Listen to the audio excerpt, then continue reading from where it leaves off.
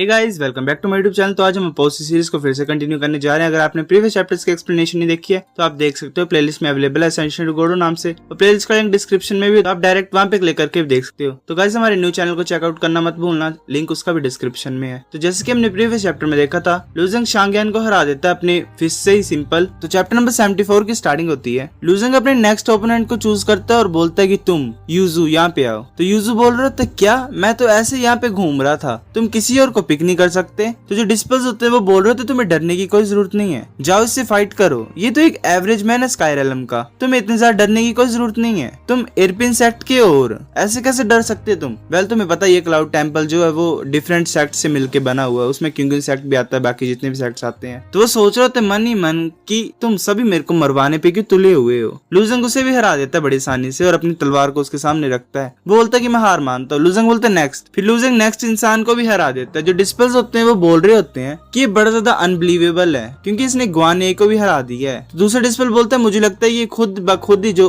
कमजोर है उनको चूज कर रहा है। फिर लूजेंग बोलते है कि गाइज आज की फाइट यहीं पे एंड करते हैं। फिर लूजेंग वहां से चलने लग पड़ता है। तो जो डिस्पल्स होते हैं वो बोल रहे होते हैं रुको, तुम कैसे इंसान हो, तुम वीकेस्ट ओपोनेंट को चूज कर रहे हो खुद ही। तो एक डिस्पल बोलता है नहीं, मुझे हरा के बताओ तुम पहले, जाने से पहले। तो फिर लूजेंग उड़ने स्टार्ट कर देता है। डिस्पल्स उसकी तरफ देख रहे होते हैं। लूजेंग हंसते हुए बोल रहा होता है कि जैसे कि मैंने बोला था, सिर्फ 3 ही फाइट्स कर सकता हूँ मैं एक दिन में, ना ज्यादा ना कम, ठीक है मैं चलता हूँ। फिर लूजेंग वहां से उड़ने लग पड़ता है। ली भी इसे देख रहा होता है, सोच रहा होता है, वो सोच रहा होता है कि मैं इस चीज से सरप्राइज हूँ कि ये इंसान उड़ कैसे सकता है, ये तो सिर्फ स्काई रेलम में है और इसके जो मूव्स है वो बहुत ज्यादा अजीब है। लूजेंग उड़ रहा होता है तो डिस्पल उसके पीछे पड़े होते हैं और बोल रहे होते हैं कि रुक जाओ, कहाँ भाग रहे हो तुम। फिर हमें रात का सीन दिखाया जाता है। लूजेंग बैठा होता है और उसने बॉक्सेस ओपन किए होते हैं जो उसे मिले होते हैं रोड ऑफ ट्रायल में। लूजेंग बोल रहा होता है बड़ा ज्यादा फंटेस्टिक है, मेरी जो सोल पावर है बड़ी ज्यादा इंक्रीज हो गई है और 20 to 30% इंक्रीज हो गई और पावरफुल हो गई है उन सोलर सेंस की वजह से। लूजेंग फिर ड्रैगन को आवाज डालता है, बोलता है हे ड्रैगन, ड्रैगन तुम कहाँ पे हो, तुमने मुझे बोला था कि तुम मुझे एक मेथड सिखाओगे जिससे मैं रूइंस को बना सकता हूँ जब मेरी सोल पावर ज्यादा स्ट्रॉन्ग होगी, अब टाइम है क्या वो।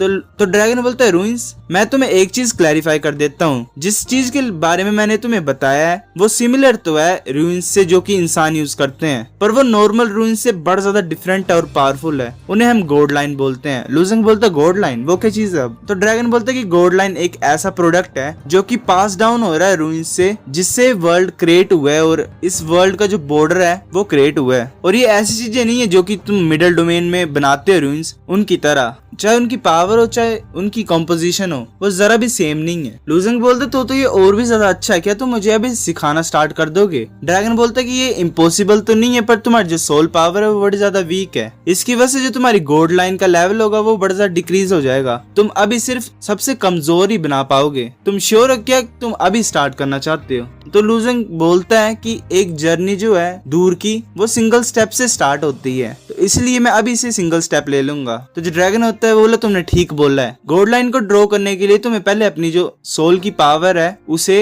इंक ब्रश पे लाना पड़ेगा, इंक ब्रश की टिप पे लाना पड़ेगा। लूजेंग बोलता है टिप पे, वो ब्रश की, कैसा ब्रश, कौन सा ब्रश। तो ड्रैगन बोलता है कि इंक ब्रश जो होते हैं वो यूज होते हैं गोड लाइन को ड्रॉ करने के लिए, तुमने लर्न किया हुआ स्पिरिट थ्रोन को पहले और कैसे ट्रांसफॉर्म करते हैं एक स्पिरिट को थ्रोन में, तो तुम्हारी सोल पावर को ट्रांसफर करना एक टिप पे इंक ब्रश वो तुम्हारे लिए इतना भी डिफिकल्ट नहीं होगा। पर जो लास्ट थिंग है वो मटेरियल्स हैं, हम उन्हें प्रिपेयर कर सकते हैं कल। हमें ब्लैक स्ट्रिप ड्राइनो हॉर्न चाहिए, ग्रीन वुड लाइटिंग स्टोन चाहिए, हेवली बासवुड चाहिए, स्टोन ऑफ गोल्डन ओरा चाहिए, फायर ओरा चाहिए, गोल्डन लीफ चाहिए, साइकिक ग्रास चाहिए, गोल्डन जेड ट्विग चाहिए, 3 star stone, Dunjia stone, pure gold, genuine armour of crane, leopard, prison grass and thunderstorm twig. इन ingredients को सुन के लूजेंग को ऐसा लग रहा होता है कि वो उन वर्ड्स के नीचे दब रहा होता है, लूजेंग ने वो वर्ड्स पकड़े होते हैं। लूजेंग बोलता है ये तो बड़ा ज्यादा है प्रिपेयर करने के लिए, मैं क्या करूंगा। फिर नेक्स्ट डे का सीन दिखाया जाता है। लूजेंग वैसे एरिना में चल जाता है फाइट करने के लिए। तो जो रेफरी होते हैं वो अनाउंस करता है लास्ट मैच है, लूजेंग जो फाइट कर रहा है वो टियानियांग के साथ। लूजेंग सोच रहा होता है कि मैं जल्दी आज फ्री हो गया हूँ तो मैं जा सकता हूँ मटेरियल्स को बाय करने के लिए। मैंने एक्सपेक्ट नहीं किया था कि आज इतनी ज्यादा ऑडियंस होगी। इवन एल्डर फी भी यहाँ पे है। एल्डर फी देख रहा होता है, वो सोच रहा होता है कि मुझे कुछ अजीब सी फीलिंग आ रही है लूजेंग से। फिर वो ध्यान से देखते तो उसे वो स्ट्रिंग्स दिखाई दे देती हैं जो कि इमोर्टल ऑफ ड्रीम ने लूजेंग से कनेक्ट की होती हैं। एल्डर फी सोच रहा होता है क्या ये कंट्रोल हो रहा है, ये तो एक ही पर्सन कर सकता है इस पूरे क्लाउड टेम्पल में और वो इमोर्टल ऑफ ड्रीम है। तो वो सोचता है अच्छा ये सब कुछ हुआ था इसके पीछे लॉर्ड ऑफ क्लाउड टेम्पल है, जो भी रोड ऑफ ट्रायल से लेके अब तक हो रहा है। लूजेंग उसे हरा देता है हू टियानयांग को और बोलता है कि अब बोलो अब क्या करोगे तुम, मैं तो एक भी बार नहीं हारा हूँ आज भी। लूजेंग सोच रहा होता है कि चलो ठीक है, अब दिन हो ही गया, अब मैं अपने सामान को खरीद सकता हूँ। लूजेंग फिर से वहां से उड़ने लग पड़ता है। तो जो डिस्पर्स होते हैं वो बोल रहे होते हैं कि तुम सिर्फ कमजोरों को ही तंग कर सकते हो, दोबारा आओ अगर तुम्हारे पास गट्स हैं तो जो एल्डरफी होता है वो बोलता है कि इन बच्चों को तो कुछ भी नहीं पता है। फिर हमें मार्केट प्लेस दिखाया जाता है क्लाउड टेम्पल का। लूजेंग यहाँ वहाँ घूम रहा होता है और देख रहा होता है। वो सोच रहा होता है ये तो बड़ा ज्यादा अच्छा प्लेस है। मैंने ये सुना है कि यहाँ पे जो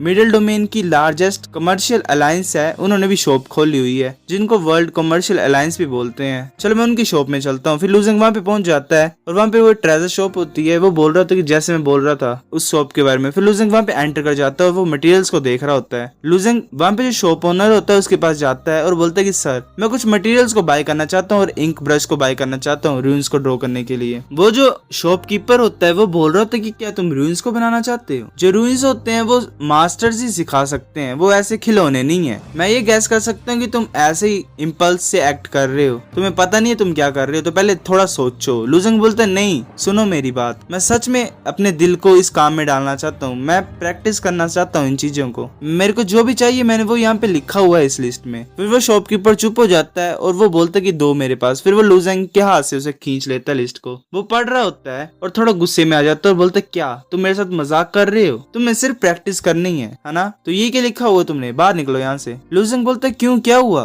तुम्हें ऐसा नहीं करना चाहिए मुझे निकालने जैसा काम, तुम अपना बिजनेस क्यों नहीं करते? तो जो शॉपकीपर होता है वो अपना हाथ उस पे फोड़ता है और बोलते है कि क्या ये मटेरियल्स, ये जो मटेरियल है 4 स्टार रूइंस को बनाने के लिए होते हैं, ये ऐसी चीजें नहीं है जो कोई भी एवरेज रूइन मास्टर बना सकता है और यूज कर सकता है। तुम्हें क्या लग रहा है मैं कोई बुद्धू इंसान हूँ, पागल इंसान हूँ? तुम मेरे सामने झूठ नहीं बोल सकते। लूजेंग बोलता है कि मैं झूठ नहीं बोल रहा हूँ, तुम्हें तंग नहीं कर रहा हूँ, मेरे पास पैसा है, मैं तुम्हें पैसा दे दूंगा, तुम मुझे ऐसे निकालने की कोई जरूरत नहीं है, जो मैं मांग रहा हूँ मुझे तुम दे क्यों नहीं देते? तो वो जो शॉपकीपर बोलता है आज नहीं दूंगा मैं तुम्हें। लूजेंग सोच रहा होता है उसकी तरफ देख के, और जो शॉपकीपर होता है वो एक स्टोन की तरफ देख रहा होता है, सोच रहा होता है कि यहाँ पे मेरे पास आगे बढ़ ज्यादा ट्रबल है। तो जो ड्रैगन होता है वो बोलता है कि लूजेंग मुझे पता है कि तुम इन चीजों को कैसे ले सकते हो। तो लूजेंग बोलता है कैसे बताओ मुझे? तो ड्रैगन बोलता है जैसे कि तुम देख सकते हो इसके हाथ में एक जेड है, ये जो एक जेड है एंटीक फिनिक्स क्लैन से है, और इसके जो कैरेक्टर्स हैं वो एंटीक फिनिक्स क्लैन ने खुद लिखे हुए हैं, और इसके जो कैरेक्टर्स हैं वो एंशिएंट फिनिक्स क्लैन के लिखे हुए हैं। और ये मैं गैस कर सकता हूँ कि इसको मुश्किल हो रही है इन कैरेक्टर्स को याद करने के लिए और रिकॉग्नाइज करने के लिए, और मुझे इन कैरेक्टर्स के बारे में पता है, तो मैं तुम्हारी हेल्प कर सकता हूँ। तो अगर तुम इसकी हेल्प करोगे इन्हें ट्रांसलेट करने के लिए तो मुझे लगता है ये अपने माइंड को चेंज कर लेगा और तुम्हें ये आइटम्स दे देगा। तो लूजेंग बोलते हैं बड़ा अच्छा आइडिया है। फिर लूजेंग बोलते हैं कि ऑफर करने पड़ेंगे सैक्रिफाइसेस स्काई फायर के साथ लैंड ऑफ लोटस लीव्स में, ताकि तुम इंश्योर कर सकते हो प्रोस्पेरिटी को, वो भी धर्मा की। लूजेंग ये बोल के शॉपकीपर की तरफ देखता है। शॉपकीपर सोच रहा होता है अब ये क्या बोल रहा है। फिर शॉपकीपर हैरान हो जाता है और बोलता है क्या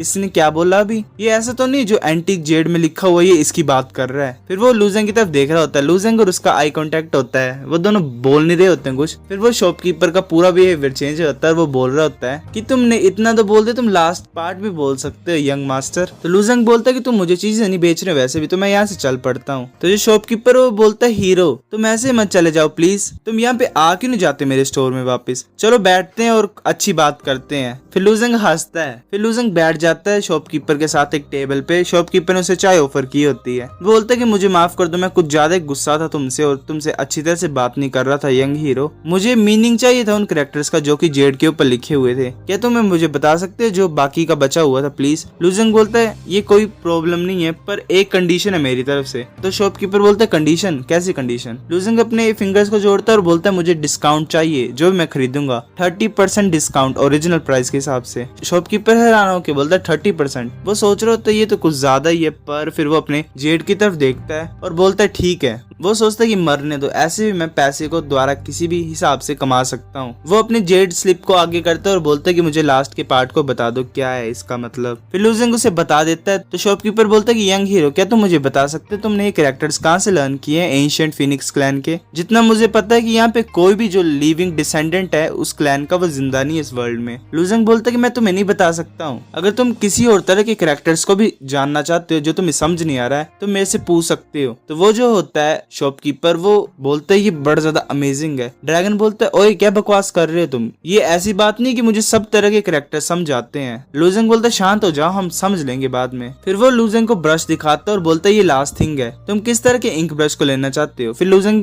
ब्रशेस की तरफ देख रहा होता है तो जो ड्रैगन होता है वो बोलता है कि ये मेटालिक होना चाहिए, तो इसके लिए हेमाटाइट आयरन जो उससे अच्छा कुछ भी नहीं होगा। फिर लूजेंग एक मेटालिक पेन को उठा लेता है और बोलता है कि सुनो मैं इस मेटालिक वन को लेना चाहता हूँ। तो जो शॉपकीपर होता है वो बोलता है कि जो एक्सपीरियंस रूइन मास्टर होते हैं वही इसे चला सकते हैं, पर चलो ठीक है। वो बोलता है कि तुम्हारे 800 जेन्युइन एनर्जी स्टोन्स होंगे मीडियम क्वालिटी के, तो तुम्हारा 30% कैंसिल करे तो 560 बनेंगे डिस्काउंट को काट के। लूजिंग सोच रहा होता है ये तो अभी भी एक्सपेंसिव है। सो गाइस चैप्टर नंबर 74 इतना ही था। अगर आपको वीडियो पसंद है तो लाइक करनी भी है, फिर भी लाइक कर दो, शेयर करो दोस्तों के साथ, कमेंट करके बताओ अगर आपको वीडियो कैसी लगी है, सब्सक्राइब करो। तब तक के लिए बाय बाय।